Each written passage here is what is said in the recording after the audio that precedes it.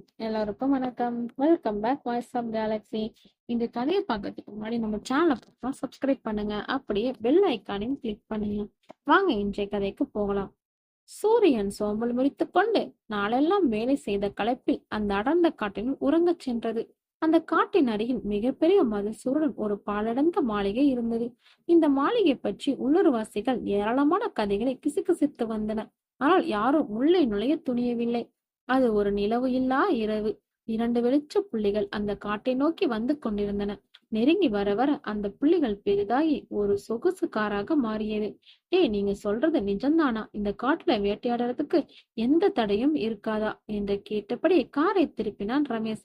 இல்ல மச்சான், நான் நல்லா கேட்டேன். இந்த காட்டுல ஏதோ அமானுஷ்யம் இருக்கா, அதனால பக்கத்து ஊருக்காரங்களை இதுக்குள்ள வரமாட்டாங்களாம் என்றான் முரளி.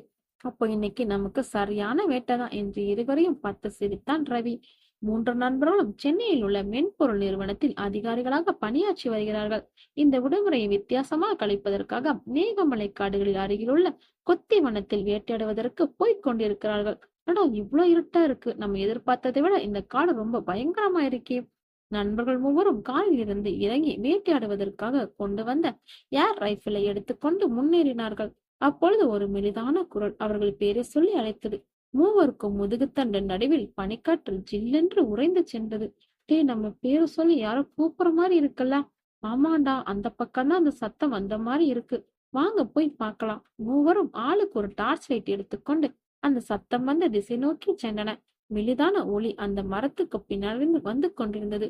அந்த மரத்தை நெருங்கும் பொழுது கும்மென்று மகிழும் பூ வாசனை மூக்கி தழுத்தது. மூவர் மனிதனுக்கும் இருந்த பயத்தை மறைத்துக் கொண்டு அந்த மரத்துக்கு அருகில் சென்றனர். மரத்தின் பின்னால் கேட்டுக்கொண்டிருந்த ஒளி இவர்கள் சென்றவுடன் சட்டென்று நின்று விட்டது.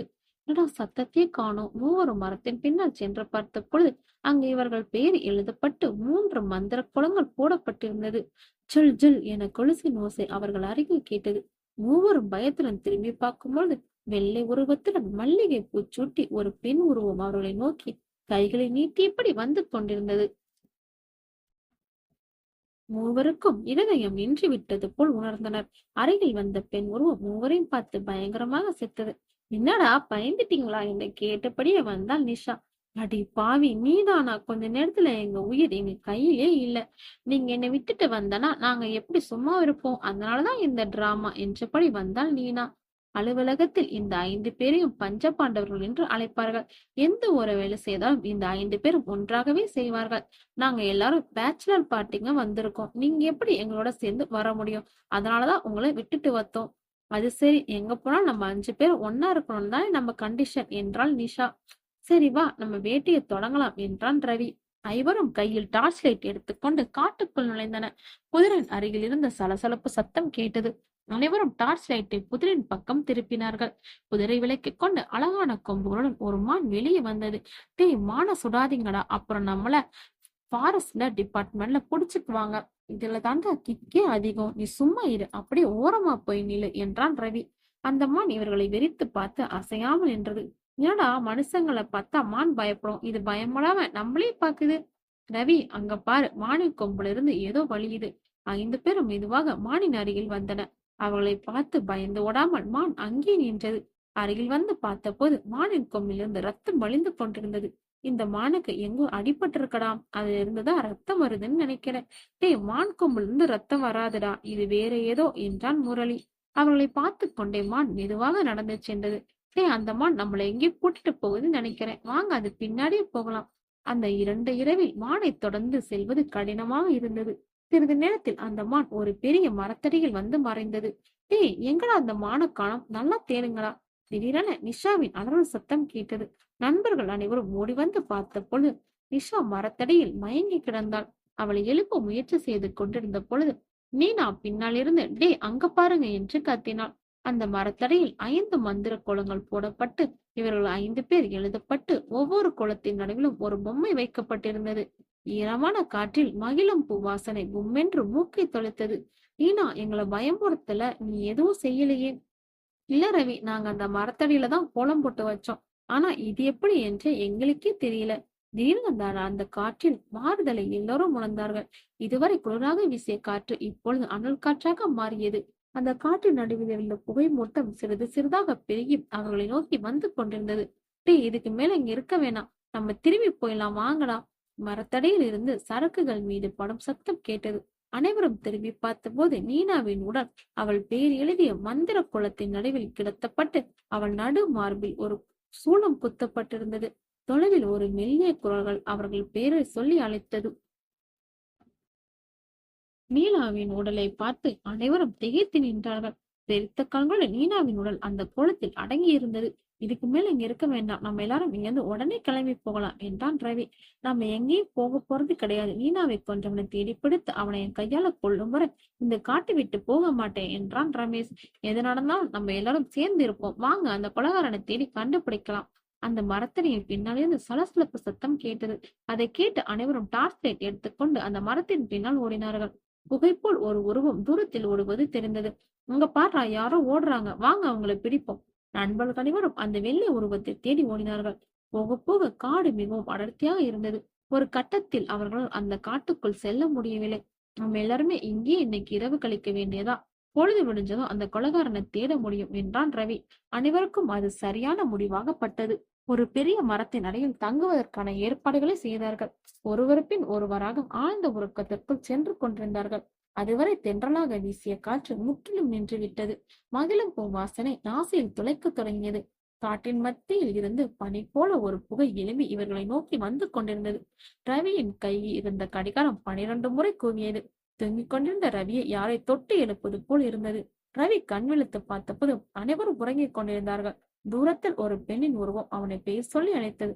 மெல்ல மெல்ல ரவி அந்த உருவத்தின் அருகில் சென்றான். கையில் இருந்த டார்ச் லைட்டை வைத்து அந்த உருவத்தின் முகத்தில் அடித்தான் ரவி. ஒரு நொடி அவன் ரத்தம் உறைந்து போனது. அங்கே நின்றிருந்தது நீனா. ரவி, இங்கிருந்து நீங்க சீக்கிரம் போயிடுங்க, இல்லனா என்ன கொண்ட மாதிரி உங்களையும் கொன்னுருவா அந்த உருவம் என்று பேசியது. உன்னை யார் கொன்னாங்க நீனா? அவ உனக்காக இங்க காத்துட்டு இருக்கா, உடனே கிளம்புங்க, இல்லை என்றால் அவள் கையால் நீங்கள் கொல்லப்படுவீர்கள் என்றாள் நீனா. ரவி அவளை நெருங்கி வந்து பார்த்தான். அப்பொழுது திடீரென்று நீனாவின் பின்னால் இருந்து 4 கைகள் நீண்டு ரவியின் கையை பிடித்தது. ரவியின் உடல் மூச்சு காற்று கிடைக்காமல் சிறிது சிறிதாக அடங்கியது. திடுக்கிட்டு எழுந்தான் ரவி. அட, இவ்வளவு நேரம் நாம கண்டது கனவா, நிஜம் மாதிரி இருந்தது என்று நினைத்தான் ரவி. மற்றவளை எழுப்பி நம் கனவில் தெரிந்ததை சொல்லலாம் என்று எண்ணான் ரவி. தூரத்தில் தெரிந்த பனிமூட்டம் அவர்களை நெருங்கி வந்தது. அந்த பனிமூட்டம் நெருங்கி வர வர ரவியை தவிர மற்றவர்கள் அனைவரும் காற்றில் மிதக்க ஆரம்பித்தார்கள். ரவிக்கு உள்ளுக்குள் வியர்த்து கொட்டியது. ஒரு வழியாக சமாளித்துக் கொண்டு ரமேஷின் கையை பிடித்தான் ரவி. பனிக்கட்டியை தொட்டது போல ரமேஷின் உடல் ஜில்லிட்டு போய் இருந்தது. ரமேஷின் உடல் காற்றில் மிதந்து கொண்டே காட்டின் நடுவில் உள்ள மயானம் நோக்கி சென்றது. அந்த இரவின் அமைதியை கிழித்துக் கொண்டு மந்திர உச்சாரண ஒலி கேட்டது. தூரத்தில் நெருப்பு எரியும் ஒளி தெரிந்தது. யாரும் இல்லாத இந்த காட்டில் எப்படி நெருப்பு எரிகிறது என்று வியந்து கொண்டே அந்த நெருப்பை நோக்கி சென்றான் ரவி. அந்த நெருப்பை நெருங்க நெருங்க அது ஒரு மயான பூமி என்பது புரிகிறது. அந்த மயானத்தின் நடுவில் ரமேஷ் சென்று கொண்டிருந்தான். மெதுவாக அவனை நெருங்கி, ரமேஷ், இங்க என்ன பண்ற? நீனா என்ன கூட்டிட்டு வந்தான் என்றான் ரமேஷ். என்னடா சொல்றா? அவ இறந்ததான் நம்ம எல்லாருமே பார்த்தோமே என்றான் ரவி. ஆமாண்டா, ஆனா என்ன அவதான் கைப்பிடிச்சு கூட்டிட்டு வந்தா.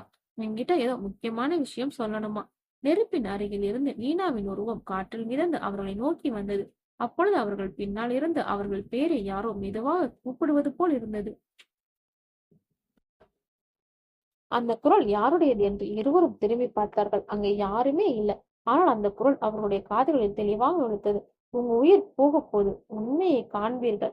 ரவி, ரமேஷ் இருவரும் ஒருவரையொருவர் பார்த்து கொண்டு நடுங்கினார்கள். நடந்து சென்றார்கள். மெதுவாக காட்டு இருள் கெட்டியாகி மரங்களுக்குள் இருந்த சிவப்பு நிற கண்கள் தெரிந்தது. அது மனித கண்கள் அல்ல, அதே நேரம் விலங்குகளின் கண்கள் போலவும் இல்ல. இங்கிருந்து போவோமா? ரவி துடித்த குரலில் கேட்டான். இல்ல, நம்ம போக கூடாது, இங்க ஏதோ காத்திருக்கிறது என்றான். மரங்களின் நடுவே ஒரு கல்லறை சிதறி போயிருந்தது. அந்த கல்லறையின் மீது நீனா என்று பெயர் எழுதப்பட்டிருந்தது. என்னடா இது, இங்க அவளை முன்னாடியே அடக்கம் பண்ணிருக்காங்க போல என ரவி அதிர்ச்சி அடைந்தான். ஆனால் கல்லறையில் தேதியை பார்த்ததும் இருவரும் பதினார்கள். அந்த தேதி நாளைக்கு பிறகு என்று எழுதப்பட்டிருந்தது. இது எப்படி சாத்தியம்? இன்னும் நாள் வரவே இல்லை, ஆனா கல்லறை ரெடியா இருக்கு. ரமேஷ் தலையில் கையால் பிடித்தான். அந்த சமயத்தில் கல்லறை மேல் ஒரு கருப்பு காகம் வந்து உட்கார்ந்தது. அவள் உயிரோட இல்லை, ஆனா அவள் ஆன்மா இங்கு காத்திருக்குது என்று மனித குரலில் பேசியது. திடீரென நீனா அவர்களது முன்னால் தோன்றினாள். ஆனால் இப்போது அவள் வழக்கம் போல இல்லை. கண்கள் முழுக்க சிவப்பு, கைகளில் சங்கிலி. நான் கொல்லப்படவில்லை, நான் ஏமாற்றப்பட்டு விட்டேன். எனக்கு பழி வாங்கியே தீரணும், இல்லையென்றால் உங்க உயிர் காற்றில் பறந்து போகும் என அவள் கர்ச்சித்தாள். யார் உன்னை ஏமாற்றினார்கள் என ரவி கேட்டான். அவள் திடீரென காட்டினாள். ஆழத்துல கையை நீட்டி காட்டினான். அந்த திசையில் ஒரு பழைய சாமியாரின் சன்னதி தெரிந்தது.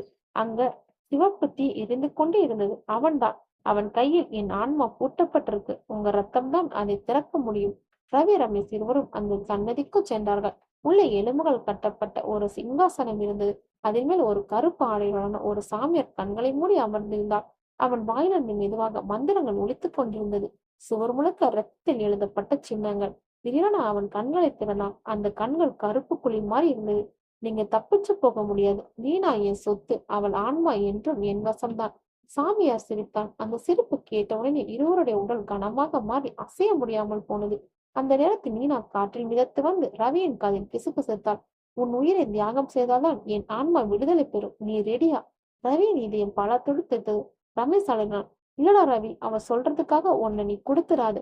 வேற வழி இருக்கிறது, கண்டுபிடிக்கலாம். ஆனால் சாமியார் சிரித்துக் கொண்டே, ஒருத்தன் உயிர் போனால்தான் இன்னொருத்தன் ஆன்மா விடுதலை பெறும். அதுதான் இந்த காட்டின் விதி என்று முழங்கினான். அந்த இரவில் யார் உயிர் பிழைப்பார், யார் தியாகம் செய்வார் என்று தெரியாமல் இருவரும் முழித்துக் கொண்டிருந்தனர். ரவியினுடைய கால்கள் உறைந்த பாறை போல அசையாமல் நின்று கொண்டிருந்தது. அவன் சுவாசம் சீராக வரவில்லை. அவன் அருகில் இருந்த ரமேஷும் அதே நிலை. இருவரின் கண்களும் அந்த கருப்பு ஆடை அணிந்த சாமியார் மீது பதிந்திருந்தது. சன்னதிக்குள் எரியும் தீ சிவப்பு ஒளி வீசிக் கொண்டிருந்தது. சுவர் முழுவதும் ரத்தத்தில் தீட்டப்பட்ட அமானுஷ்ய சின்னங்கள். அந்த காட்சியால் ஒருவித மர்மமான பயம் அவர்களை சூழ்ந்தது. நீங்கள் யார்? ஏன் எங்களை தடுத்துகிறீர்கள் என்று ரமேஷ் நடுங்கிய குரலில் கேட்டான். சாமியார் மெதுவாக கண்களை திறந்தார். அவனுடைய கண்கள் சாதாரணமாக இல்லை, கருப்பு குழி போல ஆழமாய் இருந்தது. அந்த கண்களில் பார்வை மோதியுடன் ரவிக்கு திடீரென்று ஒரு மயக்கம் வந்தது. மயக்கம் வந்தவுடன் அவன் முன் வேறொரு உலகம் திறந்தது போல் தோன்றியது. அந்த மாய காட்சியில் சாமியார் இன்னும் இளமை வாழ்ந்தவர் போல் தோன்றினார். அவர் சாதாரண மனிதர். கிழக்கு திசையில் உள்ள ஒரு சிறிய கிராமத்தில் பிறந்தவர். பேர் காளிமுத்து. அந்த கிராமம் எப்போதுமே சாபம் படிந்த இடம். ஒவ்வொரு பூர்ணமியிலும் கிராமத்துக்குள் யாரோ ஒருவர் உயிரிழக்க வேண்டிய நிலைமை. அதை தவிர்க்க முடியாது. அந்த சாபத்தை நீக்குவதற்கான வழியை தேடிக்கொண்டிருக்கும் போது காளிமுத்து சாமியை வழிகளில் ஈடுபட்டார். முதலில் அவர் சாதாரண வழிபாடுகளோடு தொடங்கினார். ஆனாலும் காலத்துக்கு மேலாக கிராமத்துக்குள் வரும் பயணிகள் உயிரை தியாகம் செய்து மந்திர வித்தையில் சக்தியை சேர்க்க தொடங்கினார். அந்த இரத்த சடங்குகள் மூலம்தான் அவர் இறப்பில்லா வாழ்க்கையை பெற்றார். எனக்கு தெய்வம் இல்லை, எனக்கு ரத்தமே தெய்வம். அந்த காட்சியில் காளிமுத்து கர்ஜித்தார். ரவியின் உள்ளத்தில் நடுக்கம் ஏற்பட்டது. இது வெறும் மாயை அல்ல. சாமியார்தான் கடந்த காலத்தை காட்டிக் கொண்டிருந்தார். நீனா அவளும் உன் பலியாடா என்று ரவி அதிர்ச்சியுடன் கேட்க, சாமியார் முகத்தில் மெதுவான புன்னகை தோன்றியது. ஆமாம், ஆனாலும் அவள் சாதாரண பலியோடு இல்லை. அவள் பிறந்த வேளையிலிருந்தே அவளது ஆன்மா எனது கையில் பிணையாக்கப்பட்டது. அவளது குடும்பம் என்னிடம் வந்து ஒரு ஒப்பந்தம் செய்தது. அந்த குழந்தை வாழ வேண்டுமானால் அவளது ஆன்மா எனக்கு சொந்தமென வாக்கு கொடுத்தார்கள். என்ன சொல்கிறீங்க? அவங்களது பெற்றோர்களா உன்னை சந்திச்சதா? ரமேஷ் அதிர்ச்சி அடைந்தான். நாம் அவர்களது பேராசைதான் இன்றைய நிஜத்தை உருவாக்கியது. குழந்தை இறந்து போகாமல் உயிரோடு இருக்கட்டும் என்று நினைத்து அவளது ஆன்மாவை என்னிடம் ஒப்படைத்தார்கள். அதனால்தான் நீனா வளர்ந்தாள். ஆனா ஆன்மா முழுவதும் என் வசம். இறப்பின் பின் அவள் எங்கு போனாலும் அவள் ஆன்மா மீண்டும் என் கைகளில் தான் அடைக்கப்பட்டு விடும். ரவி இதை கேட்டதும் தன்னுடைய உள்ளம் சிதறியது போல் உணர்ந்தான். மீனா அவர்கள் பள்ளி பருவம் முதல் நண்பி. அவளை சாமியார் வலைக்குள் சிக்கியவளாக கற்பனை செய்ததே கொடுமை. அந்த நேரத்தில் சன்னதியின் சுவர் முழுக்க ஒரு ஒளி எழுந்தது. அது பெண்களின் அலறல் குரல். எங்களை விடுவீங்கள், எங்கள் ஆன்மாக்களை விடுவீங்கள் என்று ஒலித்தது. ரவியும் ரமேஷும் நடுங்கி சுவரை நோக்கினர். ரத்தத்தில் எழுதப்பட்ட சின்னங்கள் மெதுவாக நகர்ந்தன. அவை வாய் பேசி அழுதது போல தோன்றியது. சாமியார் சிரித்தார். அவள் மட்டும் இல்ல, பலர் இங்க சிக்கியிருக்காங்க. ஒவ்வொரு ஆன்மாவும் எனக்கான சக்தியின் மூலாதாரம். நீனா அவளோட சேர்ந்து உங்களை இங்க கொண்டு வந்தது. ஏனெனில் அவள் ஆன்மா தனிமையில் துடித்துக் கொண்டிருந்தது. அவளுக்கு தேவை பழிவாங்குதல். ஆனால் பழிவாங்க முடியல. இன்னொருவரின் உயிர் தேவை. அதுதான் நீங்க இருவரில் ஒருத்தன். என்ன சொல்றீங்க? எங்களை அவள் உயிரை பிழைக்க பயன்படுத்துறாளா? ரமேஷ் சத்தமாக கேட்டான். உங்கள் நட்பு, உங்கள் பாசம் எல்லாம் பயனற்றது. ஆன்மா பசியை கூடாது. அதை நிறைவேற்றினால்தான் சாபம் நீங்கும். அந்த கணத்தில் நீனாவின் உருவம் காற்றில் மிதந்து சன்னதிக்கு வந்தது. அவள் கண்களில் ரத்தம் போல சிவப்பு ஒளி. ஆனாலும் அவள் முகத்தில் கண்ணீர் வழிந்தது. நான் உங்களை ஏமாற்ற நினைக்கிறேன். ஆனால் எனக்கு தப்பிக்க வேற வழி இல்லை. என்னுடைய ஆன்மா அவனுடைய கட்டுப்பாட்டில் இருக்கு. அவனை முறியடிக்க உங்களது உயிர் ஒன்றின் வழிதான் கத்தியாகும். அவள் குரல் நிரலாக இருந்தது. நீனா, உன்னுடைய தவறு இல்லை. ஆனா எங்கள் உயிர் இழந்தால் அது உனக்கு விடுதலையா அல்லது இன்னொரு வழியா என்பதை நீங்க தெரியாம பேசுறீங்க. ரவி பின்வாங்கினான். சாமியார் கர்ஜித்தார். போதும், இந்த காட்டின் விதி ஒருபோதும் மாறாது. ரத்தம் சிந்த வேண்டும். அந்த ரத்தம் தான் கதவை திறக்கும். இல்லையென்றால் உங்க ஆன்மா கூட எப்போதும் இங்கே சிக்கிவிடும். அந்த நேரத்தில் தீ மெதுவாக அதிகரித்தது. சன்னதிக்குள் மயான சுவாசம் போல குளிர்ந்த காற்று வீசியது. சுவர் முழுக்க மயா நிழல்கள் நடனமாடின. ஒவ்வொரு நிலையிலும் ஒரு ஆன்மாவின் குரலாக கூவியது. ரவி ரமேஷ் ஒருவரின் கையை ஒருவர் பிடித்துக் கொண்டனர். அவர்கள் கண்கள் ஒரே சிந்தனைக்குள் மூழ்கியது. இங்கிருந்து உயிரோட தப்பிக்க முடியுமா, அல்லது அவர்கள் ஒரு உயிர் தியாகம் செய்ய போகுமா என்று இருவரும் கையை விடாமல் இறுக பிடித்துக் கொண்டிருந்தனர். சன்னதிக்குள் காற்றின் ஒலி கர்ச்சிப்பது போல கேட்கத் தொடங்கியது. எரியும் தீ ஒளி சற்று சுண்டியவுடன் சுவர் முழுக்க பாய்ந்திருந்த நிழல்கள் திடீரென உயிர் பெற்று நகர்ந்தன. ரவியும் ரமேஷும் அதிர்ச்சியில் நின்று கொண்டிருந்தனர். நீங்கள் இருவரும் ஒன்றாக இருந்தால் என்னை வெல்ல முடியாது. ஆனால் உங்களை பிரிந்துவிட்டால் உங்களுள் ஒருவன் என்னை காப்பாற்ற எளிதாகிவிடும் என்று சாமியார் சிரித்தபடி கையை உயர்த்தினார். அந்த கையை உயர்த்தவுடன் சன்னதிக்குள் பளிச்சென பிளந்த ஒளி எழுந்தது. இருவரின் காலிலும் விழுந்த தரை திடீரென பிளந்து அவர்கள் வெவ்வேறு திசைகளில் இழுக்கப்பட்டார்கள். ரவி ஒரு பக்கம் விழுந்தான், ரமேஷ் இன்னொரு பக்கம். ரவி விழுந்த இடம் முழுக்க இருள் சூழ்ந்திருந்தது. எந்த தீ ஒளியும் இல்லை. காற்று கூட அங்கே நின்றது போல தன் உடம்பை கை கொண்டு தடவி கொண்டான். எந்த காயமும் இல்லை. ஆனால் சுற்றிலும் அசாதாரண அமைதி. ரமேஷ், நீனா, யாராவது இருக்கீங்களா என்று கத்தினான். அவன் குரல் வெறுமையான குகைக்குள் மோதியது போல திரும்பி கேட்டது. சிறிது நேரத்தில் அந்த அமைதியை கிழித்துக் கொண்டு ஒரு மென்மையான சிரிப்பு கேட்டது. அந்த சிரிப்பு பரிச்சயமாக இருந்தது. அவன் இதயம் துடித்தது. அது மீனாவின் சிரிப்பு. மெல்ல அந்த சிரிப்பு குரலாக மாறியது. ரவி, என்னையே விட்டுட்ட. நீயே எனக்கு துணை நின்றிருக்கணும் இல்லையா? ரவி தடுமாறினான். மீனா, அது உன் குரலா? நீ எங்க இருக்க? அந்த குரல் பின்புறம் கேட்க திரும்பி பார்த்தான். இருளிலிருந்து மெதுவாக ஒரு உருவம் வெளியே வந்தது. வெண்மையான ஆடை, ஆனால் முகத்தில் இரத்த காயம். கண்ணீர் கலந்த புன்னைகளுடன் மீனா, நீங்க எல்லாரும் என்னை காப்பாத்தணும் என்று சொன்னீங்க. ஆனா நான் இப்படி ஆனேன். ஏன் ரவி? என்று என்ன தவறு பண்ணேன்? ரவி முன்னேறி பார்த்தான். அவன் கண்களில் நீர் வந்தது. மீனா, நாம உன்னை ஏமாத்தல. நாம கூட தெரியாம இந்த வழக்குல விழுந்துட்டோம். நீ ஒன்னும் தவறு பண்ணல. அந்த சமயத்தில் நீனாவின் உருவம் திடீரென மாறியது. புன்னகை கரைந்தது. முகத்தில் சதை உறைந்து எலும்புகள் மட்டும் தெரிந்தது. குரல் கர்ச்சனையாக மாறியது. அது போய், நீங்க எல்லாம் என்னை விட்டுட்டீங்க. நீதான் முதல் பலி. அவள் எலும்பு கைகளை கொண்டு ரவியின் கழுத்தை நெருங்க முயன்றாள். ரவி வியர்த்து குலுங்கினான். அவன் குரல் அடங்கிக் கொண்டிருந்தது. ஆனால் அடுத்த நொடி அவன் கண்முன் காட்சி முறிந்தது. அவன் தனியாக குகையின் நடுவில் நின்றிருந்தான். மூச்சை இழுத்துக் கொண்டான். அது மாயை. ஆனாலும் அவனுடைய மனதை சிதைத்து விட்டது. இந்நேரத்தில் ரமேஷ் விழுந்த இடம் வெறும் காட்டின் இன்னொரு பகுதி. ஆனால் இங்கு நிலவு சிவப்பாக வெளிச்சு காட்சியளித்தது. காற்றில் எரியும் வாசனை, நிலம் முழுக்க இரத்த கரைகள். ரமேஷின் கதைகள் திடீரென தனது அப்பாவின் குரல் கேட்டது. நீ பயனற்றவன், உன்னால் எதுவும் முடியாது. ரமேஷ் திகைத்தான். அப்பா, அது எப்படி சாத்தியம்? நீங்க பல வருடங்களா இறந்தவர்களே. அந்த நொடியில் அவன் முன் அவன் தந்தை உருவம் தோன்றியது. ஆனால் அந்த உருவத்தின் கண்கள் வெறுமையாக இருந்தது. அவன் கையில் சங்கிலி. உனது பயம் எப்போதும் உன்னை அடிமையாக்கும். நீ பலவீனவன். அதனால்தான் உன்னுடைய நண்பர்களை காப்பாற்ற முடியாது. ரமேஷ் நடுங்கினான். இல்ல, நான் பயப்பட மாட்டேன். நான் ரவியை காப்பாத்துவேன். மீனா ஆன்மாவையும் விடுவிக்கப் போகிறேன். அவன் சத்தமாக கூறினான். ஆனாலும் அந்த உருவம் அவனை நோக்கி சங்கிலியை எறிந்தது. அந்த சங்கிலி ரமேஷின் கையிலே கட்டி கொண்டது. அவன் நகர முடியவில்லை. அந்த சங்கிலியை எரிய ஆரம்பித்தது. வழி தங்க முடியாமல் அவன் கத்தினான். ரவி, உதவிடு என்ன. இருவரும் தனித்தனி துன்பத்தில் போராடி கொண்டிருக்கிறார்கள். ஆனால் அவர்களது குரல்கள் ஒன்றுக்கொன்று கேட்கவில்லை. சன்னதிக்குள் அமர்ந்த சாமியார் இதையெல்லாம் கண்களை மூடி ரசித்துக் கொண்டிருந்தார். அவர் உதடுகளில் சிரிப்பு. பயம்தான் மிகப்பெரிய ஆயுதம். பயம் வந்தால் மனித உடம்பும் மனமும் எனக்கு அடிமையாகிவிடும். இன்னும் சில நொடிகளில் இவர்களில் ஒருவன் உடைந்து போவான். அவனுடைய ஆன்மா எனது வசம். அந்த குரலோட சன்னதியின் தீ இன்னும் அதிகமாக எரிந்தது. ரவிக்கு அந்த மாயை தாக்குதல் தொடர்ந்து வந்தது. ஒவ்வொரு முறையும் மீனாவின் உருவம் வேறு வேறு வடிவத்தில் வந்து அவனை தாக்கியது. சில நேரங்களில் அவள் குழந்தையாக, சில நேரங்களில் முதியவராக, சில நேரங்களில் பிசாசாக. ரமேஷ் சங்கிலியால் கட்டப்பட்டு வழியில் அலறிக் கொண்டிருந்தான். ஆனால் உள்ளுக்குள் அவன் கோபம் பெருகியது. அவன் குரல் முழங்கியது. எனக்கு பயம் இல்லை. நீ சாமியார் இருந்தாலும் பிசாசா இருந்தாலும் நான் என் நண்பனை காப்பாற்றுவேன். அந்த கோபத்தின் சொல்லில் சங்கிலி உடைந்து விழுந்தது. ரமேஷ் சுதந்திரமான அவன் வியர்வில் நனைந்திருந்தான். ஆனாலும் அவன் கண்களில் ஒருவித உறுதி வெளிப்பட்டது.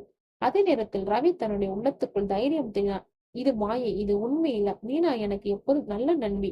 அவள் எனக்கு தீங்கு செய்ய மாட்டாள். நான் இந்த இருளை வெல்ல போகிறேன். அந்த எண்ணத்தோடு அவன் கண்களை மூடி ஆழ்ந்த மூச்சை இழுத்தான். அந்த நொடி மாயைகள் அனைத்தும் பறந்தன. அவன் மீண்டும் காட்டின் நடுவில் நின்றான். சில நிமிடங்கள் ரவியும் ரமேஷும் ஒரே இடத்தில் சந்தித்தார்கள். இருவரும் வியர்வில் நனைந்திருந்தனர். முகத்தில் பயத்தின் சுவடு, ஆனால் கண்களில் உறுதி. நீயும் பாத்தியா? ரவி கேட்டான். ஆமாம், சாமியார் நம்மை பிடித்து நம்ம பயத்தை பயன்படுத்தினான். ஆனா நாம உடையவில்லை. ரமேஷ் மூச்சை சீராக்கி கொண்டான். அந்த நேரத்தில் சாமியாரின் கர்ஜனை காட்டில் முழுவதும் அதிர வைத்தது. நீங்க தப்பிச்சா மாத்திரம் விதியை வெல்ல முடியாது. இந்த இரவு இன்னும் நீளும். இன்னும் பல சோதனைகள் உங்களுக்கு காத்திருக்கிறது. ரவியும் ரமேஷும் ஒருவரையொருவர் பார்த்து கொண்டனர். நாம் ஒன்றா இருந்தால் எதையும் சமாளிக்கலாம். இருந்தால்தான் அவனுக்கு பலம் என ரவி சொன்னான். சரி, இந்த காட்டின் இருளை கிழித்து ஈனாவை விடுவிக்கலாம். ரமேஷின் குரலில் உறுதி இருந்தது. காடை மீண்டும் பனியால் சூழ்ந்தது. இருள் இன்னும் ஆழமான வலை போல அவர்களை சுற்றி கொண்டது. ஆனால் இம்முறை அவர்கள் மனதுக்குள் ஒரு தீர்மானம் வளைத்திருந்தன. நாம் போராடப் போகிறோம். எதையும் தாண்டி நீனாவை விடுவிக்கப் போகிறோம் என்று. காடு மீண்டும் பனியால் சூழ்ந்தது. அந்த பனிக்குள் ரவியும் ரமேஷும் நடந்து கொண்டிருந்தனர். காற்று இப்போது சாதாரண காற்றல்ல. ஒவ்வொரு மூச்சிலும் மரணத்தின் வாசம் கலந்திருந்தது. ஆனாலும் அவர்கள் மனதில் இருந்த பயம் இப்போது தைரியமாக மாறத் தொடங்கியது. ரவி அந்த சாமியாரை வெல்ல வேண்டும் என அவன் சாபம் இங்கிருந்து ஆரம்பிச்சது என்று புரிஞ்சுக்கணும். இல்லையென்றால் நம்மால் ஒன்றும் செய்ய முடியாது என்றான் ரமேஷ். ரவியும் தலையசைத்தான். ஆமா, ஆனா அந்த வழி எங்க இருக்கிறது? காடு நம்மை சுற்றி கொண்டு வலை போடுற மாதிரி இருக்கும். அதே நேரத்தில் பனைக்குள் ஒரு மெதுவான ஒளி தெரிந்தது. அது சாதாரண ஒளி இல்ல, பச்சை நிற ஒளி. அது தரையை வர்ணம் தீட்டிய மாதிரி பரவி இருந்தது. இருவரும் அதற்கு அருகே சென்றனர். அங்கே தரையில் ஒரு பழைய கல் இருந்தது. கல்லின் மேல் செதுக்கப்பட்டிருந்தது ஒரு சின்னம். 3 வட்டத்துக்குள் அடைக்கப்பட்ட ஒரு கண். இது சாதாரண கல் அல்ல, இது வழிகாட்டும் குறி போல இருக்கு என்றான் ரவி. அவன் கையை அந்த சின்னத்தின் மேல் வைத்தான். அப்போதே தரை முழுக்க அதிர்ந்து பனிக்குள் மறைந்திருந்த பாதை ஒன்று வெளிப்பட்டது. அந்த பாதை அடியில் ஒரு கோயில் போல தோன்றியது. இருவரும் அந்த பாதையில் இறங்கினர். தரையிலிருந்த கல் படிகள் ஈரமாக இருந்தது. சுவர்களில் பழைய ஓவியங்கள், சில இடங்களில் இரத்த கரைகள் இன்னும் உலராமல் ஒட்டியிருந்தது போல இருந்தது. இங்கதான் சாமியாரின் வேறு இருக்கணும் என்றான் ரமேஷ். படிகள் கீழே சென்ற போது ஒரு பெரிய மண்டபம் திறந்தது. அந்த மண்டபத்தின் நடுவில் கருப்பு கல் சின்னம் ஒன்று இருந்தது. அதில் தீக்குழி எரிந்து கொண்டே இருந்தது. சுவரில் எழுதப்பட்டிருந்தது பழைய தமிழில். ரவி வாசித்தான். ஆன்மா பிணையம், ரத்தம் போட்டு தியாகமே திறவுகோல். ரமேஷ் புரியாமல் கேட்டான். அதுக்கு என்ன அர்த்தம்? அது சொல்றது, ஆன்மா இங்கே பிணையம் போடப்பட்டிருக்கு. அது ரத்தத்தால் பூட்டி வைத்திருக்கிறார்கள். ஆனால் அதை பிளக்க ஒருவனின் தியாகம் தேவைப்படும் என்றான் ரவி. இருவரும் ஒருவரையொருவர் பார்த்து கொண்டனர். அந்த கணத்தில் இருவரும் மௌனமாயினர். அந்த சொற்கள் அவர்களின் உள்ளத்தில் பயத்தை மீண்டும் எழுப்பியது. அந்த மண்டபத்தின் முனையில் ஒரு பெரிய பனை ஓலைக்கட்டு இருந்தது. அது ரவி எடுத்தான். அதில் எழுதப்பட்டிருந்தது, காளிமுத்து கிராமத்தின் சாபத்தை நீக்கும் என கூறி உயிர்களை பலியாக பெற்றான். ஆனால் அவன் சாபத்திலிருந்து விடுபடவில்லை. அதற்கு பதிலாக அவன் ஆன்மா இருளுடன் இணைந்தது. அவனை முறியடிக்க ஒரே வழி, அவன் பலியிட்ட முதல் ஆன்மாவை விடுவித்தல். ரவி அதிர்ச்சி அடைத்தான். முதல் ஆன்மா, அது யாருடையது? அதே நேரத்தில் பக்கத்தில் இருந்த கல் திடீரென ஒளிந்தது. அதில் ஒரு பெண்ணின் முகம் தோன்றியது. அந்த முகம் வாடி இருந்தது. கண்களில் கண்ணீர். அது நான். அந்த குரல் சிதைந்தது. நான் தான் அவன் முதல் பலி. நான் இன்னும் இங்கேயே சிக்கியிருக்கேன். எனக்கு விடுதலை கொடுத்தால்தான் சாமியாரின் சக்தி உடையும். ரமேஷ் வியந்து கேட்டான். அப்போ நீனா அவள் ஆன்மாவும் சிக்கியிருக்கு இல்லையா? அந்த உருவம் சொன்னது. ஆமாம், ஆனால் நீனா தனக்கென்று ஒரு விதியை சந்திக்கிறாள். அவள் ஆன்மா என்னுடன் பிணைக்கப்பட்டிருப்பதால் தான் உங்களை இங்கே கொண்டு வந்தாள். ஆனால் எனது சங்கிலி முறியடித்தால் அவளும் விடுதலை பெறுவாள். அந்த குரல் கேட்டவுடன் மண்டபம் முழுக்க அதிர்ச்சி எழுந்தது. சுவர் முழுக்க ரத்தம் சொட்டியது. தீக்குழியில் இருந்து கருப்பு புகை எழுந்தது. அந்த புகையில் இருந்து சாமியார் உருவம் தோன்றியது. அட பைத்தியங்க, என் ரகசியத்தை தெரிஞ்சுக்கிட்டீங்களா? ஆனா அது போதாது. முதல் பழியை விடுவிக்கிறது எளிதில்ல. அதை செய்ய உங்க ரத்தத்தை கொடுக்கணும், உங்க உயிரை அர்ப்பணிக்கணும். ரவி முன்னேறினான். நாங்களோ எங்களோட உயிரை தியாகம் செய்யாமலே உன்னை முறியடிக்க வழி கண்டுபிடிப்போம். சாமியார் சிரித்தான். நீங்க இன்னும் புரிஞ்சுக்கல.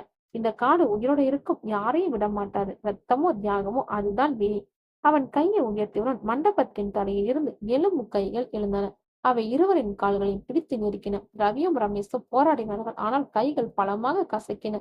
அந்த சமயத்தில் பனவொலியில் இருந்த எழுத்துக்கள் ஒளிரத் தொடங்கின. எழுத்துக்கள் வெளிச்சமிட்டு சொல்லியது, ஒற்றுமைதான் திறவுகோல். தனிமையில் யாரும் விடுதலை பெற மாட்டார்கள். ரமேஷும் ரவியும் அதை பார்த்தார்கள். அவர்கள் கைகளை ஒன்றாக கோர்த்தன. அந்த நொடி எலும்பு கைகள் கரைந்து மறைந்தன. மண்டபத்தில் தீ பளிச்சென ஒளிர்ந்தது. சாமியார் கர்ச்சித்தான். இது முடியாது, நீங்கள் விதியை மாற்ற முடியாது என்று. ஆனால் தரையில் இருந்த முதல் பள்ளியின் உருவம் ஒளிர்ந்தது. அவள் சங்கிலிகள் உடைந்து விழுந்தன. குரல் இனிமையாக மாறியது. நன்றி, என் ஆன்மா இப்போது விடுதலை பெற்றது. அவள் ஒளியாக காற்றில் கலந்து மறைந்தாள். ரவியும் ரமேஷும் சோர்வாக இருந்தனர். ஆனாலும் அவர்களது மனதில் ஒரு நம்பிக்கை விதை விதைக்கப்பட்டது. அவர்கள் உணர்ந்தார்கள், சாமியார் சக்தி தளரத் தொடங்கியது. ஆனால் இன்னும் ஒரு பிணையம் மீதம் இருந்தது. அது மீனாவின் ஆன்மா. அவளை விடுவிக்க இன்னும் பெரிய சோதனை காத்திருந்தது. மறைந்த கோயிலின் மண்டபம் மீண்டும் அமைதியில் மூழ்கியது. முதல் பள்ளியின் ஆன்மா ஒளியாகி மறைந்த அந்த கணம் காற்றில் இருந்த இருள் சற்று ஒடுங்கியது.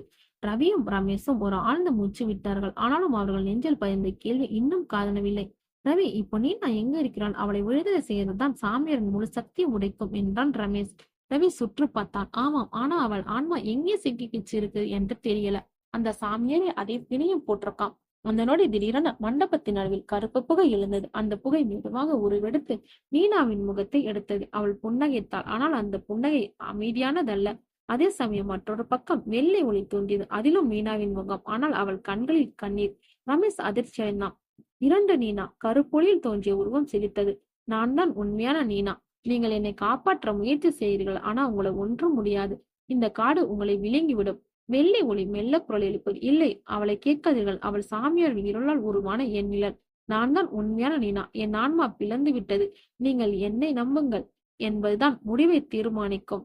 ரவியின் மனம் புலம்பியது. அவனுடைய கண்களுக்கு முன் இரு உருவங்கள். இருவரும் ஒரே குரல், ஒரே முகம். ஆனால் ஒருத்தின் கண்ணில் இருள், மற்றொருத்தின் கண்ணில் வலி. நம்மால் எப்படி தெரிஞ்சுக்க முடியும் யார் உண்மையா என ரமேஷ் கேட்டான். கருப்பு உருவம் நெருங்கியது. ரவி, நீ என்ன நம்பணும். உனக்கு மட்டும்தான் என் ரகசியம் தெரியும். நினைச்சுப்பார், நீனாவோட கைய பிடிச்சது யாரு? அந்த கேள்வி ரவியின் மனதை சிதறடித்தது. உண்மைதான். அவன் கனவில் நீனா அவனை கூப்பிட்டு கையை பிடித்திருந்தாள். வெள்ளை உருவம் கண்ணீர் விட்டது. அவள் உன் நினைவுகளை பயன்படுத்தி உன்னை ஏமாற்றுகிறாள். நீ உண்மையில் எனக்கு உதவணும் என்றாள். உன் உள்ளத்தோடு உண்மையை தேடு. என் கண்களில் பார். என் வழியை உணர்ந்து பார். ரவி மெதுவாக அவளை நோக்கி பார்த்தான். அவளது கண்களில் சுமை இருந்தது. அந்த சுமைதான் அவளது ஆன்மாவின் சிதைவின் சான்று. திடீரென மண்டபம் அதிர்ந்தது. கருப்பு உருவம் கத்தினது. உங்க சந்தேகமே உங்க மரணம். அவள் கையை உயர்த்தவுடன் தரையில் இருந்த கல் உடைந்து கருப்பு பாம்புகள் பறந்து வந்தன. அவை ரவி ரமேஷையும் சுற்றி கொண்டன. ரவியும் ரமேஷும் பின்வாங்கினார்கள். ஆனா வெள்ளி உருவம் கையை நீட்டியது. உங்க இருதயத்தில் பயம் இல்லாம இருந்தா அவ பாம்புகள்ல உங்களை ஒன்றும் ஆகாது. ரவி கண்களை மூடி மனதை ஒருமுகப்படுத்தினான். ரமேஷும் அவனுக்கு கைகளை இணைத்தான். இருவரும் தைரியத்தை மனதில் சுமந்து காத்தனர். அந்த நொடி பாம்புகள் அவர்களை கடிக்காமல் புகையாய் கரைந்தன. கருப்புருவம் கொந்தளித்தது. இல்லை, இது முடியாது. நீங்கள் தைரியம் எடுத்தால் என் சக்தி குறையும். வெள்ளை உருவம் மெதுவாக சொன்னது. ரவி, உனக்கு நினைவிருக்கும், அந்த இரவு நான் உன்னிடம் சொல்ல வந்த ஒரு முக்கியமான விஷயம் இருந்தது. அதுதான் என் ஆன்மாவை சிக்க வைத்தது. ரவி நெருங்கி கேட்டான். என்ன விஷயம் மீனா? அந்த சாமியாரை என்ன பலியிட முன்னால் நான் உண்மையா பேச முயற்சித்தேன். அவன் சக்தி இந்த காட்டோட எல்லாம் பின்னப்பட்டிருக்கு. ஆனா அந்த பிணையை உடைக்க அவன் தியாகம் செய்ய ரத்தம் திரும்ப அவனுக்கு எதிரா பயன்படுத்தப்படணும். அது உங்களாலதான் சாத்தியம். ரமேஷ் புரியாமல் கேட்டான். அது எப்படி சாத்தியம்? வெள்ளை உருவம் சொன்னது. உங்களிலிருந்து ஒருவன் தியாகம் செய்யணும். ஆனா அந்த தியாகம் உயிரை கொடுக்கிற மாதிரி இருக்கக்கூடாது. அது அன்புக்காக செய்யப்படுற தியாகமா இருக்கணும். அப்போதான் சாமியாரின் இருள் கரையும். கருப்புருவம் சிரித்தது. அவள் நம்பாதீங்க. அவ உங்களை ஏமாற்றா. உங்க அன்பை உபயோகப்படுத்தி உங்களை அழிக்கிறதுக்கு தான் அவளோட திட்டம். என்கிட்ட வாங்க, நான் உங்களுக்கு சக்தி தரேன். இந்த காட்டை காப்பாற்றலாம். ரவியின் உள்ளம் பிளந்தது. ஒரு பக்கம் பயமும் மற்றொரு பக்கம் நம்பிக்கையும். ரமேஷ் அவனை நோக்கி பார்த்தா. ரவி, உனக்கு தெரியும் யார் உண்மை. உன் மனசுதான் உனக்கு வழிகாட்டும். ரவி தன் மனதை ஒருமுகப்படுத்தினான். அவன் நினைத்தான். நீனாவின் கண்களில் இருந்த கண்ணீர், அவளது சிரிப்பு, அவளது மரணம், அவன் கனவில் கேட்ட அந்த எச்சரிக்கை. அவள் சொன்னது, இங்கிருந்து கிளம்புங்க, இல்லையென்றால் உங்களையும் கொல்லுவாங்க. அது அன்பு கொண்ட குரல். ஆனால் கருப்பு உருவத்தின் குரல் அது ஆசை, அதிகாரம், அழிவு. ரவி ஆழ்ந்து மூச்சு விட்டான். நான் உன்னை நம்புகிறேன். உண்மையான நீனா நீதான். அந்த வார்த்தையை சொன்னவுடன் வெள்ளை உருவம் ஒளிர்ந்தது. அவள் புன்னகைத்தாள். கருப்பு உருவம் கத்தினது. இல்ல, உங்க நம்பிக்கையால என் சக்தி முறியடிக்கப்படக்கூடாது. அவள் ரவியை குத்த முயன்றாள். ஆனால் வெள்ளை உருவம் தன்னை அவனுக்கு முன் நிறுத்தி கொண்டாள். கருப்பு உருவத்தின் கை அவளை தொட்டவுடன் இரண்டு ஒன்றாக கலந்தன. மண்டபம் முழுக்க அதிர்ந்தது. வெள்ளை மற்றும் கருப்பு ஒளி ஒன்றன் ஒன்று மோதிக்கொண்டு ஒரு பெரும் வெடுப்பாகி பரவியது. புகை கரைந்து மறைந்த போது நடுவில் நீனாவின் ஆன்மா மட்டும் அமைதியாக நின்றது. இம்முறை அவளது கண்களில் பயமோ வலியோ இல்லை. அமைதியும் நன்றியும் உணர்ச்சியும் இருந்தது. நன்றி, என் ஆன்மா இனி பிளந்ததில்லை. நான் முழுமையடைந்தேன். ஆனாலும் இன்னும் சாமியார் சாபம் முறியடைக்கப்படவில்லை. அதை முறியடிக்க உங்களுக்குதான் கடைசி சோதனை காத்திருக்கிறது. ரவியும் ரமேஷும் ஆழ்ந்த மூச்சு விட்டார்கள். இப்போதான் உண்மையான போராட்டம் தொடங்கப் போகிறது என்று அவர்கள் உணர்ந்தார்கள். மண்டபத்தின் சுவரில் மறைந்திருந்த கதவு ஒன்று திறந்தது. அந்த கதவின் பின்னால் சிவப்பு ஒளி பாய்ந்தது. அந்த ஒளி அவர்களை அழைத்தது. அங்குதான் இறுதி மோதல் காத்திருந்தது. கோயிலின் மண்டபம் பின்னால் நின்ற கதவு மெதுவாக சினுங்கி திறந்தது. அந்த சினுங்கும் ஒளி உயிருடன் கூறுவது போல அவர்களின் காதுகளில் குத்தியது. சிவப்பு ஒளி வெளியேறி பனிக்குள் கலந்தது. ரவியும் ரமேஷும் ஒரு பார்வை பார்த்து கொண்டனர். இருவருக்கும் தெரிந்தது, இப்போ அவர்கள் திரும்பி செல்லும் வழி இல்லை. மீனா சொன்னது சரி, இன்னும் கடைசி சோதனை நம்மை காத்திருக்கிறது என்றான் ரவி. ரமேஷ் என் நெஞ்சை அடித்து தைரியமாக சிரித்தான். எதுவாக இருந்தாலும் நம்ம இருவரும் சேர்ந்து எதிர்கொள்ளலாம். எவ்வளவு இருள் வந்தாலும் அதை காட்டிலும் நம் தைரியம் பெரிது. அவர்கள் மெதுவாக அந்த கதவின் வழியை நுழைந்தனர். உள்ளே சென்றவுடனே காட்டில் வாசம் மாறிவிட்டது. அது மரணம் கலந்த மனம் எங்கும் பரவி இருந்தது. புகையும் எரிந்த சாம்பலும். கதவின் மறுபக்கத்தில் திறந்திருந்தது ஒரு விசாலமான வெளி. அது மண்ணால் ஆனதல்ல, கல்லால் ஆன சமதளத்தில் மேல் பரவி இருந்தது எண்ணற்ற சுடுகாட்டுகள். ஒவ்வொரு சுடுகாட்டிலும் கல் சின்னங்கள். சில எரிந்திருந்தன, சில சிதைந்து கிடந்தன. நிலவு மேல் இருந்த வெள்ளையாக ஒளி விட்டது. அந்த ஒளி எல்லா கலரிலும் பாம்புகளைப் போல நீண்ட நிலையில் மூழ்க செய்தது. இதுதான் சாமியாரின் ஆன்மா கட்டுப்படுத்த மயானம் என ரவி மெதுவாக சொன்னான். அதே நேரத்தில் பனிக்குள் கருப்பு நிழல் ஒன்றின் அசைவு தெரிந்தது. நிழல் மெதுவாக பெரிதாகி ஒரு உருவத்தை எடுத்தது. அது மனிதன் அல்ல, ஆன்மாவும் அல்ல. அவன் உடல் எலும்பால் ஆனது. தோல் சிதைந்தது. இரு கண்களில் தீ எரிந்தது. கருப்பு சங்கிலிகள் அவனது தோளில் இருந்து தொங்கின.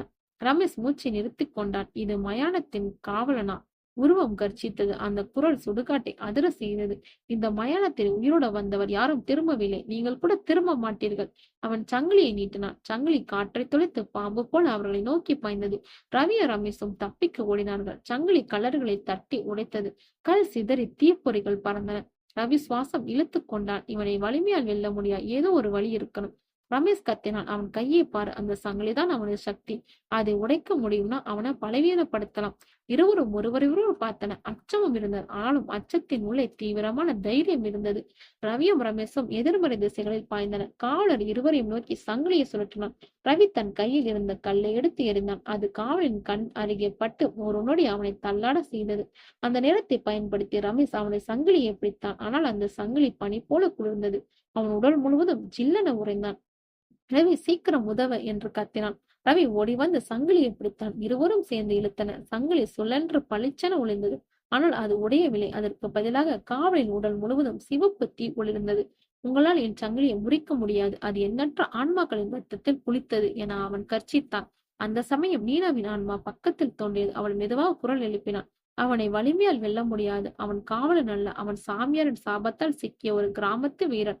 அவனை விடுவிக்க ஒரே வழி அவனுடைய பெயரை நினைவு கூர்ந்து அழைக்க வேண்டும். ரவி குழம்பினான். அவன் பெயர் நமக்கு எப்படி தெரியும்? மீனா புன்னகைத்தாள். கல்லறைகள் பாருங்கள், அவனுடைய அடையாளம் அங்கே இருக்கும். ரமேஷ் உடனே பக்கத்து கல்லறையை நோக்கி ஓடினான். கற்கள் அனைத்தும் பழுதடைந்திருந்தன. ஆனால் ஒன்றில் மங்கிய எழுத்துக்கள் தெரிந்தன. அவன் கையை வைத்து தூசி துடைத்தான். எழுத்துக்கள் வெளிப்பட்டன.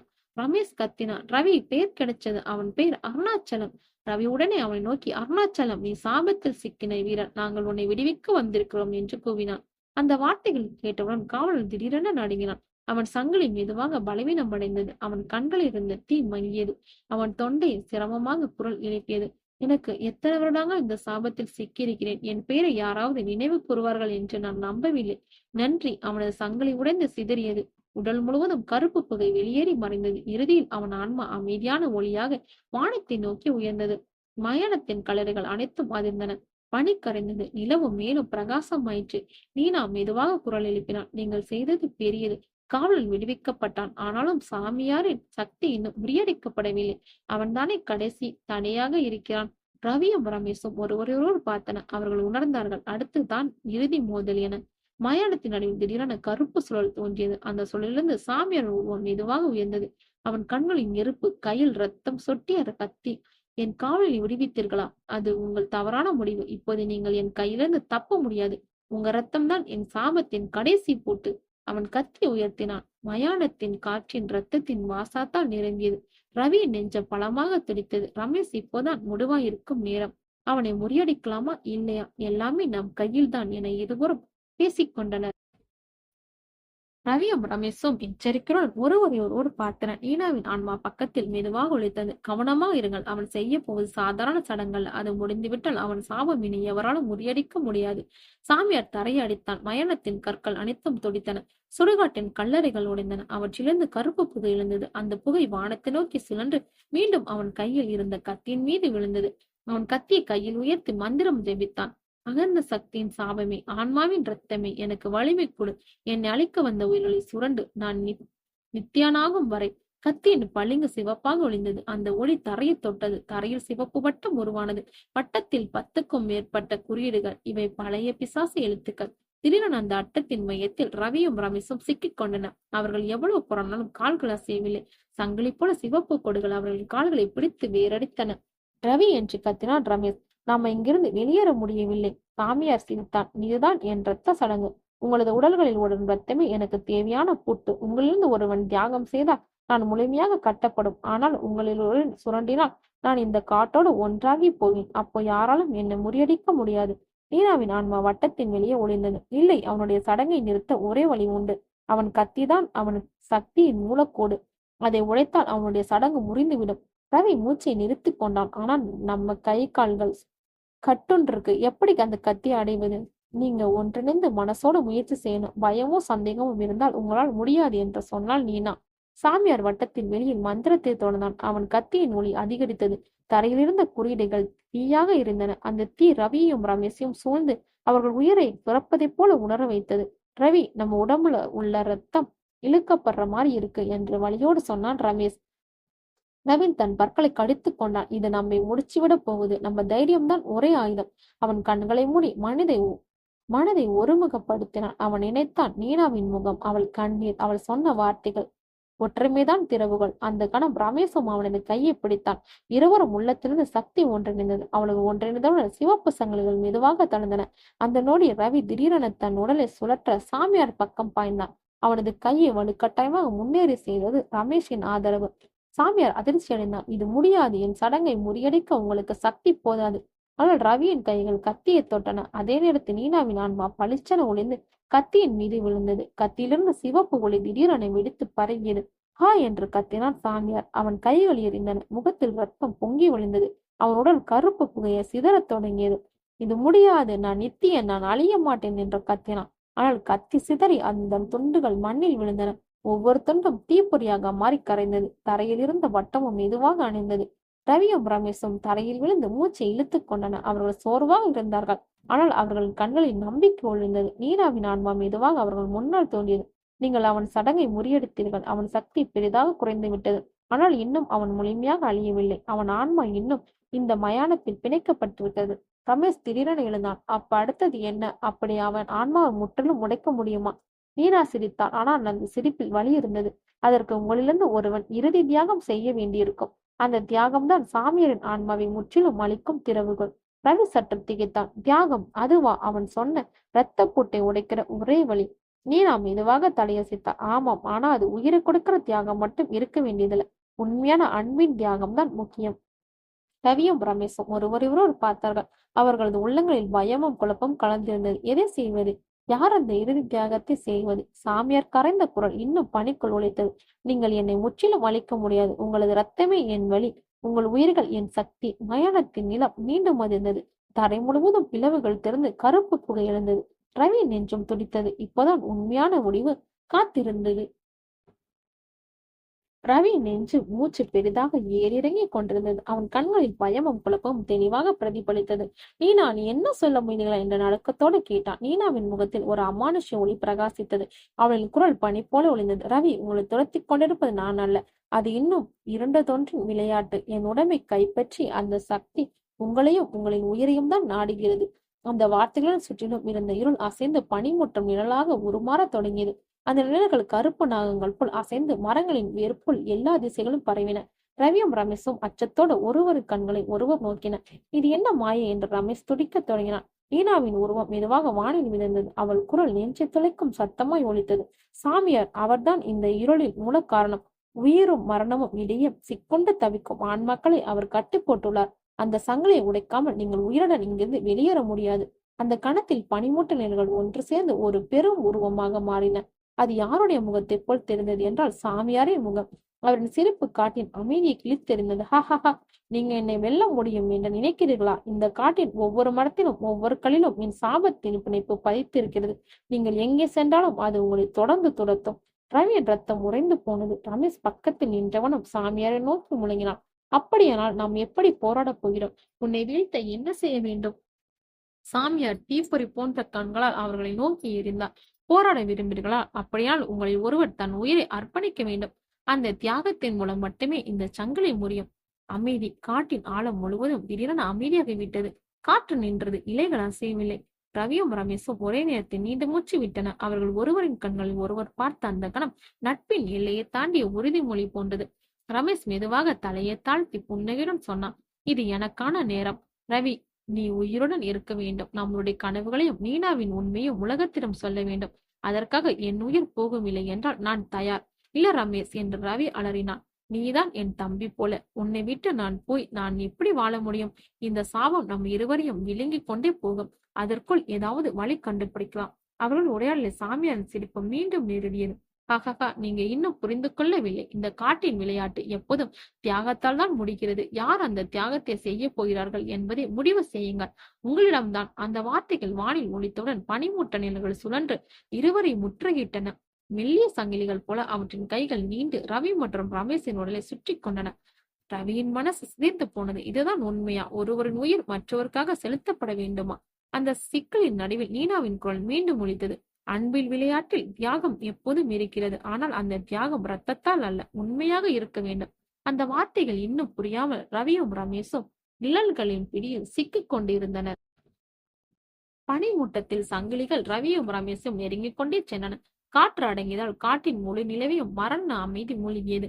ரவி நெஞ்சு மூச்சு சுருங்கிக் கொண்டிருந்தது. அவன் உள்ளத்தில் ஒரு கேள்வி மட்டும் எழுந்தது. உண்மையான தியாகம் என்றால் என்ன? ரமேஷின் முகம் பசுமையாக குளிர்ந்தது. ஆனால் அவன் கண்களில் பசி போல தீவிரம் பிரகாசித்தது. ரவி, நம்முடைய விதி இங்குதான் முடிந்துவிடும் போலிருக்கிறது. நீ உயிரோடு இருக்கணும். என் உயிரை நான் அர்ப்பணிக்கிறேன். இந்த சங்கிலியை முறியடிக்க அது மட்டுமே வழி. இல்லை என்று ரவி கத்தினான். அவன் குரல் முழுக்காட்டையும் அதிர வைத்தது. நான் உன்னை இழந்து விட முடியாது. நீ என் சகோதரன் போல. என் உயிர் நீதான் இருக்கணும். சாபம் முறிய வேண்டுமென்றால் என் உயிரை எடுத்துக் கொள்வது நல்லது. அவர்களின் குரல்களில் பனிமூட்டத்தை ஆக்கியது போல் அறிந்தது. சாமி உருவம் அந்த கருப்பனில் சிரித்துக் கொண்டிருந்தது. மனிதர்கள் எப்போதும் ஒரே தவறை செய்கிறார்கள். தியாகம் என்றால் உயிரை விட்டு விடுவதான் என்று நினைக்கிறார்கள். ஆனால் உண்மையான தியாகம் வேறொன்றுதான். அந்த நேரத்தில் நீனாவின் உருவம் மீண்டும் மொழியாக மின்னியது. அவளது குரல் பனியில் இசை போல் உடைத்தது. சாமியார் வார்த்தைகள் உண்மை. ஆனால் அவர் சொல்வதில் வஞ்சனையும் உள்ளது. ரவி, ரமேஷ், நினைவில் கொள்ளுங்கள். தியாகம் என்பது உயிரை விட்டு விடுவது அல்ல, அன்புக்காக பற்றுகளை விட்டு விடுவதே. ரவியும் ரமேஷும் அதிர்ந்து அவளை நோக்கினார். அப்படின்னா என்று ரவி நடுங்க கேட்டான். நீனா மெதுவாக கையை நீட்டி அவர்களை நோக்கி பேசினான். நீங்கள் ஒருவரையொருவர் காப்பாற்றிக் கொள்ள வேண்டும் என்ற பிடிவாதத்தை விட்டுவிடுங்கள். உங்களின் பயத்தை, உங்களின் குற்ற உணர்வை விட்டுவிடுங்கள். அதுவே உண்மையான தாகம். அதற்கு பிறகுதான் இந்த சங்கிலி முறியும். சாமியான் சிரிப்பு சற்று தடுக்கிக் கொண்டது. அவன் முகம் கோபத்தில் மின்னியது. மூட நம்பிக்கை, அன்பு, பற்றுகள் இவையெல்லாம் மனிதர்கள் பலவீனப்படுத்தும். உண்மையான சக்தி இரத்தத்தால் தான் உள்ளது. ஒருவரின் உயிர் செல்ல வேண்டும். இல்லையெனில் இந்த காட்டில் இருந்து எவரும் தப்ப முடியாது. சொற்கள் வானத்தில் மோதிக் கொண்டன. ரவியின் மனம் குழம்பியது. அவன் கண்களில் ரமேஷை நோக்கி கண்ணீர் வழிந்தது. நாம் ஒருவரை விட்டு விடணுமா? அதுதான் உண்மையான தியாகமா? நம்முடைய நட்பு எப்படி? ரமேஷ் அவன் கையை பிடித்தான். அவன் குரல் நம்பிக்கையுடன் இருந்தது. ரவி, நம்முடைய நட்பு உயிரோடு இருக்கிற அளவுக்கு இல்லை. அது ஆன்மாவிலும் இருக்கிறது. நாம் பயத்தை விட்டு விடுவோம். நம்முடைய குற்ற உணர்ச்சியும் சாபத்தையும் துறந்து விடுவோம். அதுவே உண்மையான தியாகம். அந்த வார்த்தைகள் ஒலித்தவுடன் அவர்களின் உடலை சுற்றின நிழல் சங்கிலிகள் நடுங்கத் தொடங்கின. சாமியார் முகம் சுருங்கியது. இல்லை, அது சாத்தியமில்லை என்று அவன் அலறினான். நீங்கள் என் சாபத்தை முறியடிக்க முடியாது. உங்களின் அன்பு பலவீனம், அது உங்களை அழிக்கும். ஆனால் அதே நேரத்தில் ரவி தனது கண்களை மூடி உள்ளத்தின் ஆழத்தில் பிரார்த்தனை செய்தான். நீனா, உன் ஆன்மா சுமந்த துன்பத்தை இன்று நாங்கள் விடுவிக்கிறோம். எங்கள் அன்பு பயமாக மாறாது. எங்கள் நட்பு சாபமாக மாறாது. ரமேஷும் அந்த குரலுடன் நின்றான். சாமியாரே, நீ எவ்வளவு இருள் கொண்டு வந்தாலும் அன்பின் வெளிச்சம் உன்னை சுட்டெரிக்கும். அந்த வார்த்தைகள் வானத்தில் ஒலித்தவுடன் பனிமூட்டம் சிதறியது. சங்கிலிகள் உடைந்தன. நிழல்கள் ஒன்றன் பின் ஒன்றாக கரைந்தன. சாமியார் உருவம் நடுங்கியது. அவன் சிரிப்பு மெல்ல மாறி கத்தலாகியது. இல்லை, இது முடியாது. என் சாபம் நித்தியமா? அந்த சொல் முடியும் முன் அவன் உருவம் சாம்பலாய் பறந்தன. காட்டின் முழு இருளும் மறைந்து நிலவொளி பசுமையாக பரவியது. ரவியும் ரமேஷும் மண்ணில் விழுந்து மூச்சு விட்டன. அவர்கள் சோர்வடைந்திருந்தாலும் முகத்தில் ஒரு அமைதி பிரகாசித்தது. அந்த கணத்தில் லீனாவின் ஆன்மா உருவம் மெதுவாக நெருங்கியது. அவளது கண்களில் கண்ணீர் ஒளிந்தது. ஆனால் உதடுகளில் புன்னகை. நீங்கள் இருவரும் உண்மையான தியாகத்தை புரிந்து கொண்டீர்கள். உயிரை கொடுப்பதில்லை, பற்றுகள் விடுப்பதே விடுதலை. அதனால்தான் சாபம் முறிந்தது.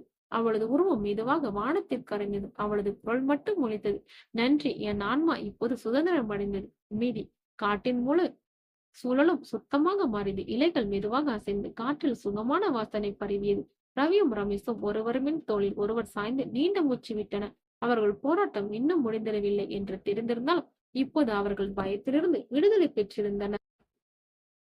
நிலவொளி காட்டை வெள்ளி நீரின் போல் கழுவியது. நீண்ட போராட்டத்தின் பின் ரவியும் ரமேஷும் தங்கள் மூச்சை சீராக்கிக் கொண்டிருந்தனர். சங்கிலிகள் முறிந்த பின் வந்த அமைதி புயலின் பின் நிலவும் அமைதியை போல் இருந்தது. ஆனால் அந்த அமைதியில் கூட ரவியின் மனதில் ஒரு அச்சம் அலையோடி கொண்டிருந்தது. இதுதான் முடிவா? சாமியார் சாபம் முறிந்து விட்டதா? அந்த கேள்வி அவனது உள்ளத்தில் சுழன்று கொண்டிருந்த போதிலும் காட்டினுள்ளும் இன்னும் ஏதோ மறைந்திருப்பதை அவன் உணர்ந்தான். ரமேஷும் அதனோடு மண்ணில் கையை வைத்தான். அந்த குளிர்ச்சியில் இன்னும் நிழல்களில் சுவடு இருந்தது. இல்லை ரவி, இது முடிவில்லை. சாமியார் இன்னும் முற்றிலும் அழிந்து விடவில்லை. அவனது ஆன்மா எங்கோ இந்த காட்டில் இன்னும் உயிரோடு இருக்கிறது. அந்த சொற்கள் இருவரையும் மீண்டும் எச்சரிக்கையுடன் ஆக்கின. அப்பொழுது திடீரென நிலம் அதிர்ந்தது. புல்வெளி அடியில் இருந்து கருப்பு புகை பீரிட்டு எழுந்தது. புகை மேகமாக சுழன்று வானத்தில் கிளித்தெறியும் இருண்டாக தூணாக மாறியது. அந்த புகையின் மத்தியில் சாமியார் உருவம் மீண்டும் தோன்றியது. ஆனால் இப்போது அவன் முகம் கொதிக்கும் நெருப்பை போல. அவன் கண்களில் மனிதத்தன்மை எதுவும் இல்லை, வெறும் சாபத்தின் தாகம் மட்டும். முடிந்து விட்டது என்று நினைத்தீர்களா? இல்லை, நான் அழிய மாட்டேன். உங்கள் அன்பு, உங்கள் நட்பு, இவையெல்லாம் பலவீனங்கள். மனிதர்கள் தங்களின் பயத்திலிருந்தே பிறந்தவர்கள். அந்த பயம் இருக்கும் வரை நான் அழிய மாட்டேன் என்று அவன் முழங்கினான்.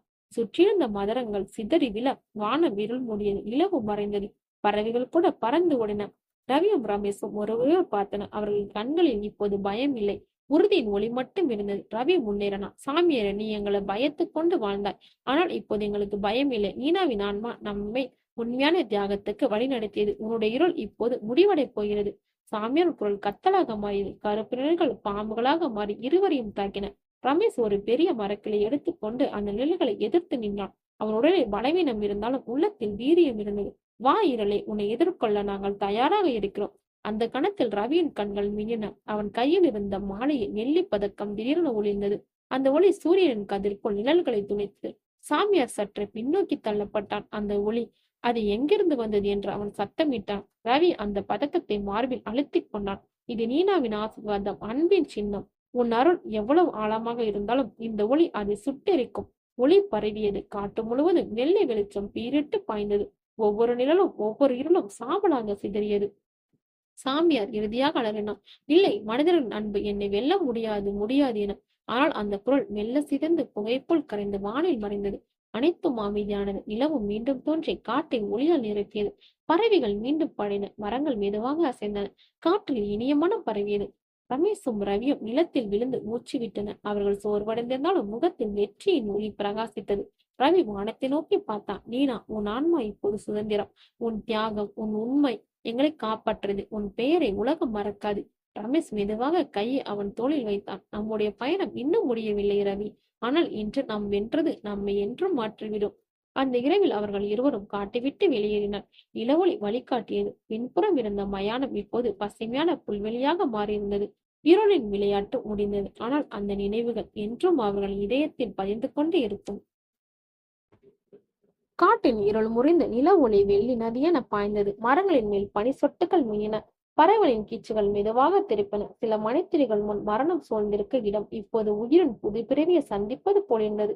ரவியும் ரமேஷும் மெதுவாக நடந்து கொண்டிருந்தன். அவளின் கால்கள் சோர்வால் நடுங்கினாலும் இதயம் இலகுவாக இருந்தது. ஒருபோது முடியாது போல் தோன்றிய போராட்டம் இறுதியில் முடிந்து விட்டது. ரவி என்று ரமேஷ் மெதுவாக சொன்னான். நாம் உண்மையிலே உயிரோடு இருக்கிறோமா? ரவியின் உதரில் ஒரு சிறிய புன்னகை மலர்ந்தது.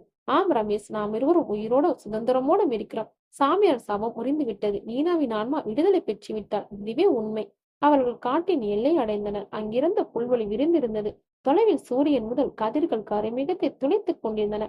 நீண்ட இரவு போராட்டத்திற்கு பிறகு அவர்கள் கண்களுக்கு முன் புதிய நாள் பிறப்பது போல் இருந்தது. ரவியின் மனதில் பல படங்கள் ஓடியது. நீனா சிரித்த முகம், அவள் மரணத்தின் அச்சம், பின்னர் ஆன்மா உருவமாக வந்து எச்சரித்த தருணம், ரமேஷின் தியாக உறுதி, சாமியாரின் சாபம், இருளின் சங்கிலிகள், அவை அனைத்தும் இப்போது கனவென தோன்றின. ஆனால் அந்த கனவு அவர்களின் வாழ்வை வென்று மாற்றியதாக இருந்தது. ரமேஷ் என்று ரவி மெதுவாக கூறினான். நாம் இதை கதை யாரிடமும் சொல்ல வேண்டும். நீனாவின் உண்மை, அவள் தியாகம், இந்த காட்டின் சாபம் யாரும் மறக்கக்கூடாது. அப்படி நடந்தால் மட்டுமே இங்கே உள்ள மற்ற ஆன்மாக்கள் என்றும் சுதந்திரமாக இருக்கும். ரமேஷும் தலையாட்டினான். ஆமாம் ரவி, பயத்தின் கதையை அல்ல, அன்பின் கதையை உலகம் அறிய வேண்டும். அதுதான் அவளுக்கு நாம் தரும் நன்றி. அவர்களும் இருவரும் காட்டின் எல்லையை தாண்டிய பின் ஒரு விதமான இலகுவான காற்று அவர்களை சுற்றியது. சூரியன் முழுமையாக உதித்த போது பசுமை புல்வெளியில் பொன்னொளி பரவியது. ரவியும் ரமேஷும் அந்த ஒளிக்குள் நடந்தனர். அவர்கள் உள் சோர்வடைந்திருந்தாலும் உள்ளத்தில் ஒரு புதிய சக்தி எழுந்தது. அவர்கள் இருவரும் ஒருவரின் தோளில் ஒருவர் சாய்ந்து நின்றனர். முகத்தில் சிரிப்பு தெரிந்தது. ஆனால் கண்களில் கண்ணீரும் இருந்தது. நீனா என்று இருவரும் ஒரே நேரத்தில் கிசுகிசுத்தனர். அந்த சொல் காற்றில் பறந்து வானத்தில் கரைந்தது. சில மணி நேரங்கள் கழித்து அவர்கள் ஊருக்கு திரும்பினார்கள். மக்கள் ஆச்சரியத்துடன் அவர்களை வரவேற்றனர். பலர் அவர்கள் உயிரோடு திரும்புவார்கள் என்று கூட நம்பவில்லை. ஒருவர் கேட்டால், காட்டில் என்ன நடந்தது என. ரவியும் ரமேஷும் ஒருவரையோடு பார்த்தனர். ரவி மெதுவாக கூறினார், அவள் ஒரு பலியாடாக இல்லை. அவள் ஒரு விடுதலைக்காக தூதர். அவள் அன்பின் வழியை கற்றுக் கொடுத்தாள். அந்த காட்டில் இருளை அவளின் ஆன்மா மட்டுமே முறியடிக்க முடிந்தது. மக்கள் மௌனமாக கேட்டுக்கொண்டனர். யாருக்கும் முழுவதும் புரியவில்லை. ஆனால் அந்த வார்த்தைகள் அனைவர் உள்ளத்தையும் தொடர்ந்தது. ரமேஷ் கூட சேர்ந்தான். இனி யாரும் அந்த காட்டுக்குள் செல்வதில்லை. அது சாபத்தின் இடம் அல்ல, நினைவுகளின் இடம். அது மீனாவின் புனிதம் பெற்ற இடம். நாட்கள் மாதங்கள் ஆண்டுகளாக மாறின. ஆனால் அந்த இரவு நடந்த சம்பவம் ரவியும் ரமேஷையும் என்றும் துரத்தவில்லை. மாறாக அது அவர்களுக்கு வழிகாட்டியாக மாறியது. ரவியின் மனதில் எப்போதும் அந்த ஒரு வரி ஒலித்துக் கொண்டே இருந்தது. அன்பு என்பது பற்றிக் கொள்வதல்ல, விடுவிப்பதே. அந்த உண்மை அவர்களின் வாழ்க்கையை மாற்றியது. அவர்கள் வாழ்ந்த ஒவ்வொரு நாளும் மீனாவின் நினைவுக்கு அர்ப்பணிக்கப்பட்டது. ஒரு நாள் பசுமை புல்வெளியின் நடுவே அவர்கள் இருவரும் அமர்ந்திருந்தனர். சூரியன் மறைய வானம் சிவந்தது. ரவியும் ரமேஷும் வானத்தை நோக்கி பார்த்தன. பறக்கும் மேகங்களின் நடுவே அவர்கள் கண்களுக்கு ஒரு விழித்த உருவம் தெரிந்து நீனா புன்னகையுடன் நின்றது போல அவர்கள் இருவரும் கையை ஒன்றிணைத்தனர். மனதில் அமைதி, உதடுகளில் ஒரு வார்த்தை மட்டுமே, நன்றி மீனா. நன்றி. இந்த ஸ்டோரி பிடிச்சிருந்தா லைக் பண்ணுங்க. இதே மாதிரி டிஃப்ரெண்டான ஸ்டோரி பார்க்கணும் நம்ம வாய்ஸ் ஆஃப் கேலக்ஸியை சப்ஸ்கிரைப் பண்ணி ஃபாலோ பண்ணுங்க. பாய்.